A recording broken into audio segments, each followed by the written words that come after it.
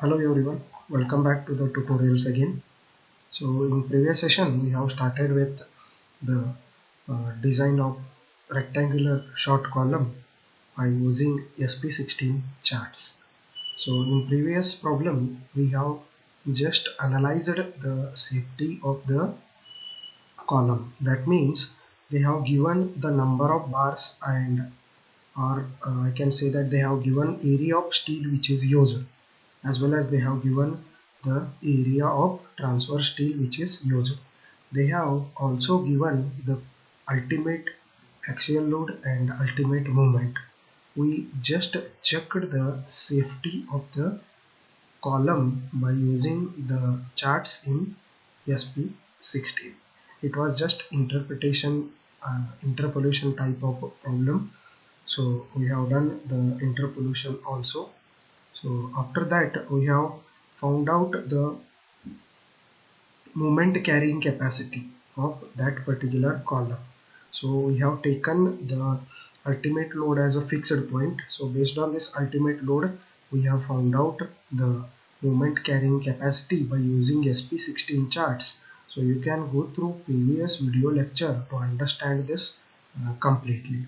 So after finding out mu, we have said that mu which can be bared by the given section and given reinforcement. So for the given section and given reinforcement, what is the mu taking capacity we have found out, and we have said that the maximum moment taking capacity of that particular section is 171.762, and the mu which was to be taken as per the problem is, you can see over here, which they have said that 170. So whatever the obtained value is there, which is much higher than this, which is so not much higher, which is higher than the this mu value, hence the column is safe, we have concluded. So what we are going to do today is sorry, what we are going to do today is we are going to design a short spiral column subjected to PU and MU. So here you can see what is the difference between problem number 1 and problem number 2. In problem number 1 they have given the value of area of steel, as well as they have given the value of uh, cross-sectional dimensions. Even they have given the value of area of steel and area of main steel as well as area of transverse steel. We just have checked that is that particular section and that much amount of steel is sufficient to take the required movement. Okay, so that was analysis type of problem.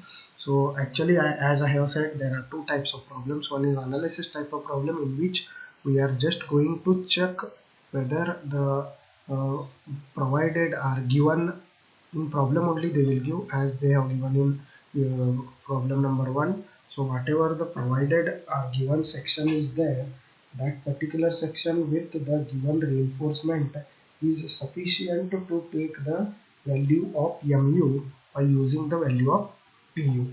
We are going to find out. Okay, that is analysis type of problem. Next, the second problem is design type of problem. So you can see over here, in problem only you can find out.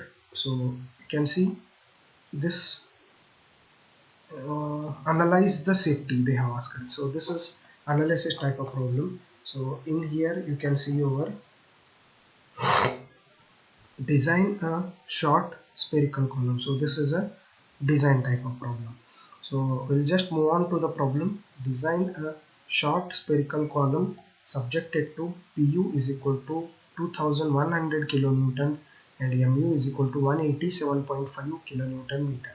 Using M25 grade of concrete Fe415 steel, preliminary diameter of column may be used. You may take it as 500 mm. So what they are saying is, take preliminary diameter of the section as 500 mm. If it is not sufficient, if we need to increase the diameter, we can in a page. But they are saying that consider the preliminary diameter as 500 mm. Next,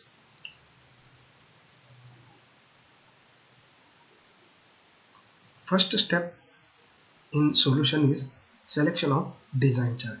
Now let us talk about design charts. Sorry. So just open SP16, in which there are various members design charts are given. So we are designing the column, and columns are compression members. So I will just open the compression members, in which you can see there are various charts. So for example, chart number 33, it is applicable for rectangular section. Chart number 34 similarly, chart number 36. Similarly, as soon as we come to the chart number 51, from here the circular section starts. Okay, so what and all things we need? We need Fy. So what is the Fy they have given? Fy is 415 Newton per mm square. So 50, chart number 51 is applicable for Fy 250 Newton per mm square. Next, chart number 52 is applicable for similarly 250. Chart number 53 250. Chart number 54 same. Chart number, now here you can see chart number 55 is applicable for 415. So from here the charts are applicable for 415 Newton per mm square. But again there is another criteria, d dash by d. So here you can see d dash by d is 0.1. So how we have found out d dash by d? So d dash by d can be found out like this. So here you can see, so clear cover is equal to 56, and the total overall diameter will be capital D. So if I consider a circular section, I can say that 40 mm is a clear, sorry, D dash is not clear cover. D dash is a cover from center of the diameter of the bar to the edge of the column. So clear cover I can take it as 40. So here they have taken seal, plus 8 I am taking, plus 16 if it is 16 mm diameters. So what I am going to do, I am going to consider this stirrups as 6. So 40 plus 6 plus I am going to consider the diameter of bars as a 12 mm minimum diameter of bars. So half of the 12 mm is 6. So 6 mm stirrups I have considered, and 40 mm I have considered as a clear cover. So d dash is equal to approximately 50 to 52 I am going to get. So d dash is equal to if I consider it as a 50 divided by 500 is going to give us 0.1. Now sorry, this particular chart is not applicable for d dash by d is equal to 0.1. Now I have to move to the next chart. So if I move to the next chart, it should be applicable for 415 Newton per mm square, d dash by d is equal to 0.1. So this chart is perfect for us. So here d dash and d they have given. So from here to here, clear cover 40 plus half of the diameter of the bar I have to consider. Okay. After that, as this is a design type of problem, so you can see over here. So I need these, all the curves represents P divided by FCK. P is a percentage of steel, FCK is a grade of steel. So now PU divided by FCK BD square is on a y-axis, MU divided by FCK BD cube is on x-axis. So I need to find out both these quantities to find out the percentage of steel. So what I have done here, determination of percentage of longitudinal steel. So with given FCK is equal to 25 Newton per mm square, assuming that given D is equal to 500 mm we have. So D I am assuming as a 500, as they said in the problem itself, that preliminary diameter of column may be taken as 500. So just I am assuming. So I am finding out PU divided by FCK BD square. So PU is I have to keep it in Newton. So what they have said, 2100 is a PU into 1000 I have multiplied with, divided by FCK is 25, d square I have kept as it is, so which is going to give me 0.336. so after that mu divided by FCK BD cube I am going to find out, which is equal to 187.5 into 10 to the power 6. I have converted it into Newton mm, divided by 25 into 500 into 500 into 500, because here d cube is there. So I have found out PU is equal to 0.336. Pu divided by FCK d square is equal to 0.336. Mu divided by FCK d cube is 0.06. So you can see here 0.336. So 0.3 is here, 0.32 is here, so 0.34 is here. So it is in between this. So it is in between these 2 points on y-axis. Next on x-axis you can see 0.06 I have to get. So here it is 0.05, 0.06, 0.07, 0.08, 0.09, 0.1. So it is 0.06 on this line. So I am going to continue with this particular line, and I am going to move till here, and I am going to stop. So on y-axis it is here, on x-axis it is somewhere here. So I have got the point somewhere here. So next what I have to do, I have to do the linear interpolation. So P1 I can directly consider P by FCK as 0.08. So because you can see over here directly I am moving till here and till this line. So this particular point I am selecting, and this particular curve is 0.08. So P divided by FCK is 0.08.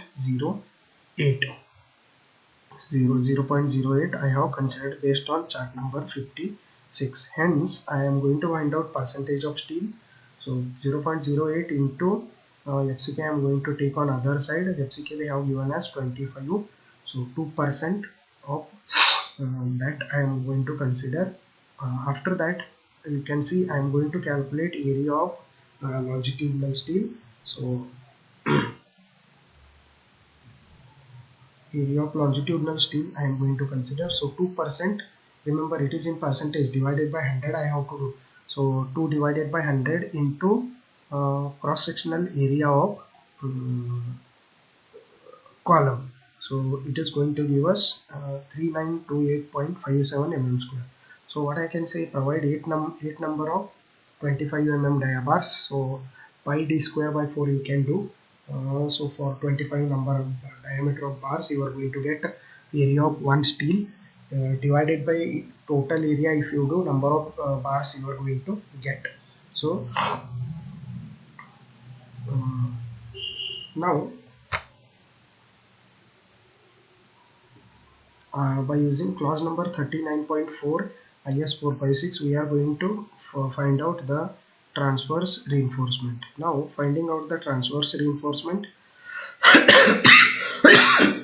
based on the clause given, we have found out the transverse reinforcement, and we have provided the transverse reinforcement, we have shown the detailing. Remember you need to show the detailing properly to show this all the things. Okay, so we'll just continue. So like this we can design the transverse reinforcements also based on the clause which is given in IS 456. So with this I'm going to end up with this particular unit. So you can see over here this unit is all about remembering the charts, remembering the design steps, and very importantly you need to remember the clauses which are given in IS 456, as well as you need to remember how to select the various design charts. So I will just brief about the design charts as little time is remaining. So if you want to select a design chart, it is very simple. What you have to do is whatever the member which they give, uh, as it is a column, it is a compression member. It might be rectangular or circular. I'll just start with chart number 24. So this chart number 24 is applicable for FY 250. So for mild steel it is applicable. So for FCK 1520 till FCK 40, this particular chart is applicable. So you need to find out load, as well as you need to find out load divided by gross sectional area, and you can calculate the things. After that, if you come to chart number 25, it is applicable for FY 415 steel. Similarly, you can see over here this chart number 27 is applicable for FY 250. D dash by D is equal to 0.05. But remember, if the steel is distributed only on two sides, if the steel is distributed on four sides, this chart is not applicable. And after that, we need to find out mu divided by FCK BD cube, PU divided by mu divided by FCK BD square, and PU divided by FCK BD. Based on that, we are going to find out P divided by FCK. After that, we are going to interpolate and we are going to find out area of, not area, percentage of steel. Similarly, as you can see, this is applicable for 250 grade of steel, that is mild steel, and D dash by D is equal to 0.05. Next chart is applicable for 0.1. Next chart is applicable for 0.15. Next is applicable for 0.2. Next it changes. So this chart is applicable for 415 grade of steel. But as you can see, distribution of the steel is on both edges, not on all four edges, on two edges. Similarly, chart number 32 is also applicable for these things. Next, chart number 33 is applicable for same things, but D dash by D changed. Similarly, you can see chart number 34 is applicable for same thing, but D dash by D is changed. Till here it is applicable only for the column which is subjected to the reinforcement at both the edges. So after this, you can see from chart number 39, the column which is subjected for the reinforcement on all the four edges, it is applicable for. So we need to find out according to that. I have told you how to use these charts and all. Just I will brief you about the things which they have given. So even they have given an example also, axial loaded column, how to design it, and even they have given an example to solve the combined axial load and uniaxial bending. So all the clauses they have given, all the things they have given. So from here you can see how to form such a type of charts. So these are called as moment interaction charts. So how to form such a charts, what is the neutral axis, how the neutral axis moves, all the detailed procedure they have given over here. So even they will give the example in this particular section. So you can see square column with uniaxial bending. So it is very simple. So how to find out the bending, which chart they have given, one example also they will give in this. So even they have given the example for circular column. So you can go through these examples for better understanding. So even I am going to provide you with the examples, and I am going to give you the necessary details or necessary notes, but you can go through these examples also for better understanding. So even they have given the compression member subjected to biaxial bending also, how to solve the problem in case of biaxial bending, what are the formulas we have to use, all the things they have given over here. So even one example also they have given. So you can go through these examples, you can go through the problems which are given, and after that you can clarify your doubts if you have having any doubts with me. So this all the details they are giving it in SP16. So after this all the theory content, uh, the charts will going to start. Okay, so you can just go through it. So figure number 6, 7 and figure number 8, in which they have explained about the movement of neutral axis, how the neutral axis moves and all the things they have explained. So in figure number 8 they have explained about the neutral axis for when a column is subjected to reinforcement in all the edges they have explained. Okay, so how to construct the interaction diagram also they have given. So how the interaction diagrams are constructed, they have given detailed procedure is there. So remember, if they ask it in exam, you have to write this detailed procedure in the points to get the full marks. So this is a correct and detailed procedure which they are giving. So in previous class, I guess lecture number 11 or 12, in which I have explained about the interaction type charts, how they have constructed the interaction charts and all the things. So you can go through those contents in detail. If you are having any doubts, you can raise your queries. So I'm going to end up with unit number 2. So in next session we are going to move to the unit number 3. Thank you.